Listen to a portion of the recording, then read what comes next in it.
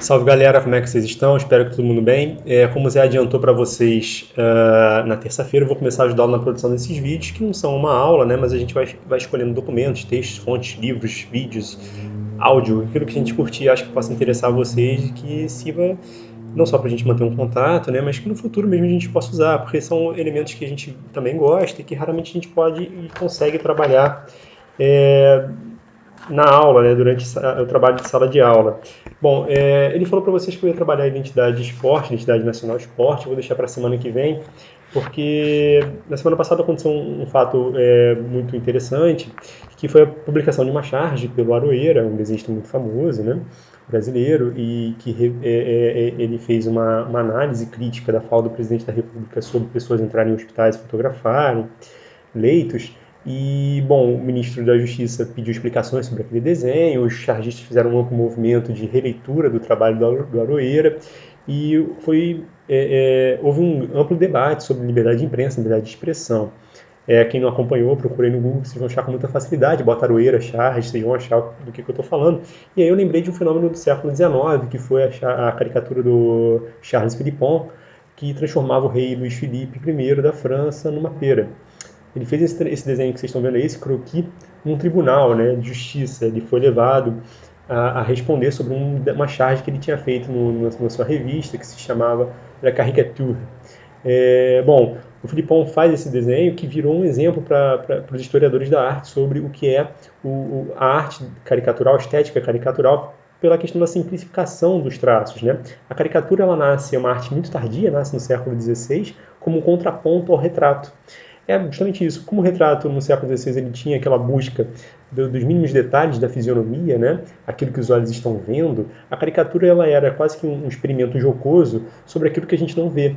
Então, quanto mais simples fosse o traço, né, mas que revelasse a personalidade do indivíduo, que revelasse o caráter dele, mais engraçado era na brincadeira. Né? Então, claro, quem consumia o retrato de fato também vai ser aquele que vai consumir o retrato carregado, que é como a caricatura era chamada inicialmente. Então, ela é um fenômeno artístico do século XVI, passa a ter os primeiros textos sobre a arte no século XVII, e aqui especificamente no século XIX, e especificamente também o La Caricature do Philippon, é considerada a primeira revista de sátira política que existiu de fato, né? Pelo menos aquela primeira que tem uma periodicidade regular, que tem uma redação, colaboradores fixos, enfim. E o Filipão ele é levado ao tribunal, ele inúmeras vezes, a partir de 1830, a França tem uma monarquia do rei burguês, né, Luís Filipe, ele substitui o Carlos X, que foi o último rei do processo de restauração pós-Napoleão. É um processo revolucionário que usa como princípios aqueles defendidos na Revolução em 1789 e na própria Carta de 1830 fala em liberdade de expressão. No entanto, era um governo autoritário de um monarca, né? E ele vai ser levado aos tribunais. É claro que ele se aproveita da possibilidade da liberdade de expressão para criar o seu jornal, a Caricature. Depois ele acaba na década de 1840, essa revista, mas ele também tem o Le Charivari, que vai surgir ainda quando existiu La Caricature, mas também vai ser muito perseguido pelo governo. Ele vai ser levado inúmeras vezes aos tribunais, vai ser preso algumas vezes, vai pagar muitas multas. Mas especificamente daquele desenho da pera, é por conta dessa imagem aqui, né? Ele desenha o rei da França, o Luís Filipe, como um pedreiro, né? E o título que geralmente se dá para essa charge é o reboco, porque é como se ele estivesse escondendo os princípios da liberdade de expressão previstos na Constituição de 1830. Na PA tem ali era uma petição, né? Que foi feita pedindo uma ampliação dos direitos civis, e ele nega, e por isso que ele faz esse muro onde o rei estaria escondendo aqueles princípios de liberdade. Né? Então seria a morte da Rua 29 de Julho, que é uma referência à Revolução de 1830, entre os dias 27 e 29 de julho, naqueles 3 dias, ele estaria apagando todo aquele trabalho revolucionário. Então ele está desnudando esse autoritarismo do rei. É por isso que ele ele é processado e ele faz esse desenho no tribunal. Né? Ele está respondendo ao processo e ele usa como exemplo o seguinte: bom, vocês querem me julgar porque eu fiz uma caricatura do rei. Então, se eu fizesse esse retrato, vocês julgariam a pessoa que fez o retrato. Aí ele faz o segundo desenho. Então, se esse outro desenho aqui do lado também se parece com o rei, vocês julgariam a pessoa porque esse desenho parece com o rei. Aí ele faz o terceiro. Esse aqui, vocês puniriam, condenariam a pessoa que fez porque fez esse desenho que pode parecer com o rei? E aí ele faz o último desenho, que é uma pera. E ele fala, se as pessoas, vocês julgariam que desenhasse uma pera porque alguém disse que ela parece com um rei? Ele foi condenado. E por que ele foi condenado? Mas as pessoas devem ter rido no tribunal, porque pera em francês também pode significar uma pessoa tola, imbecil, burra, né? Tá facilmente trapaceada. Então ele chama o rei de imbecil. Ele foi condenado e a sentença,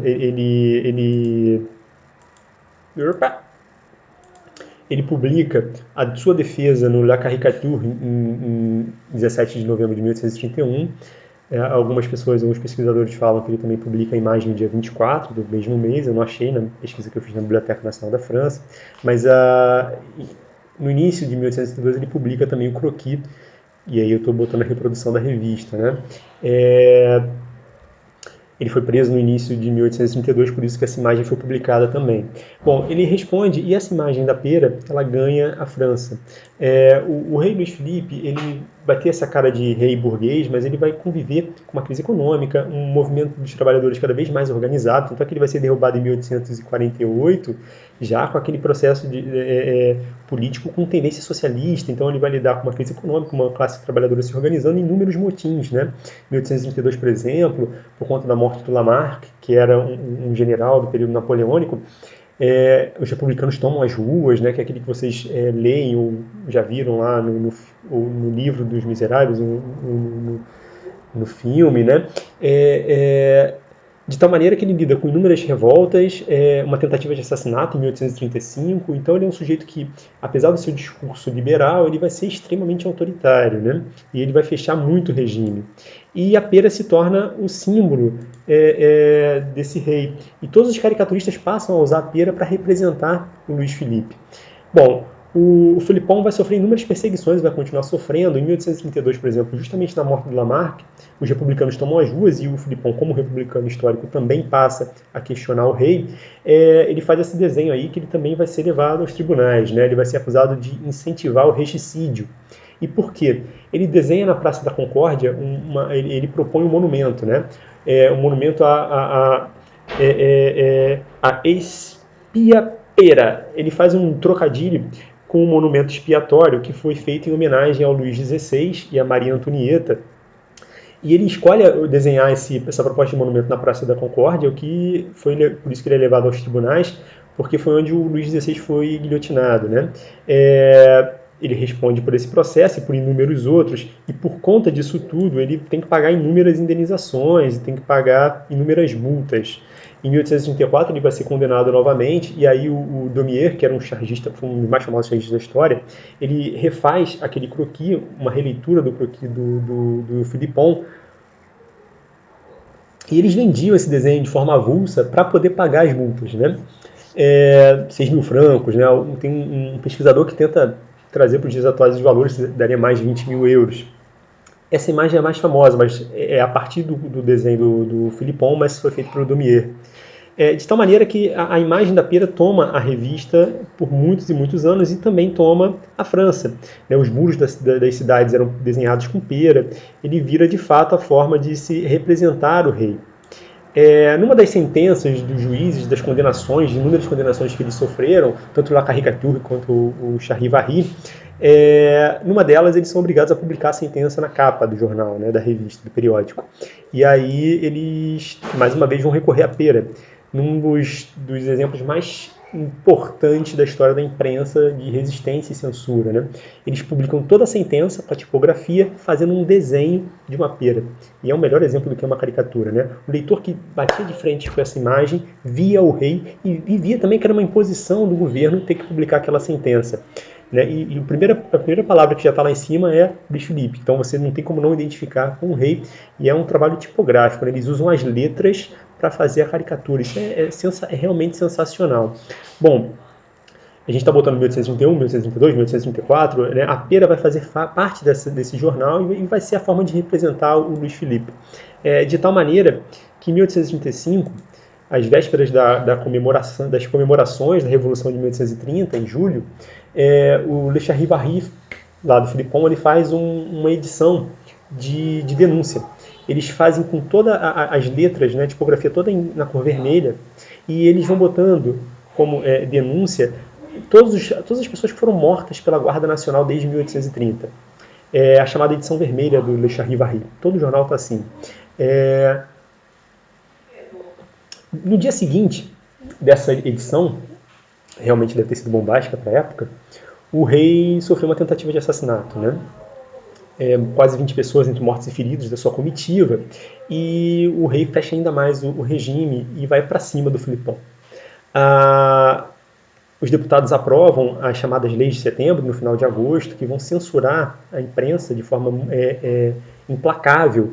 E, bom, vai ser proibida a circulação de litogravuras de jornais satíricos, né? Só se podia circular se os censores permitissem, e vai ser praticamente decretado o fim do La Caricature, né? Ele vai voltar a circular depois, tudo mais. O Le Charivari, esse outro jornal, dura até o século XX, mas com interrupções, muita dificuldade de circular e sofrendo a perseguição do governo, né? As chamadas leis de setembro, elas foram retratadas também no La Caricature, que para de circular por um período por conta dessas leis de censura. E ela é muito boa, né? Porque a alegoria mostra bem no centro o jornal morto, né? Atingido e morto. E as estátuas mostram a liberdade de imprensa, né? E fazem referências à república, né? E toda aquela liberdade que não existe naquela monarquia do Luiz Felipe, apesar dele ser lá o rei burguês. Bom, a legislação de censura também foi publicada no La Caricature, seguindo o padrão tipográfico de se brincar com a pera, né? Para mostrar, marcar bem que é o rei quem está censurando a circulação de informações. Na última edição de agosto, que é essa de 27, né, que vai parar de circular por um tempo periódico, depois ele volta, mas dura pouco tempo só, eles voltam a mostrar o croquis que o Filipão usou lá no seu julgamento inicial em 1831. Bom, eu me lembrei desse fenômeno, desse caso específico, né? Para mim ele é de fato exemplar e valeu muito a pena buscar essas informações, né? E eu de propósito não botei um retrato do rei. E se até agora você não quer saber se o Luiz Felipe parece ou não uma pera, é porque você, assim como todos os leitores do Le Charivari, do La Caricature, veem o rei como essa pera, como esse imbecil. Tchau, galera!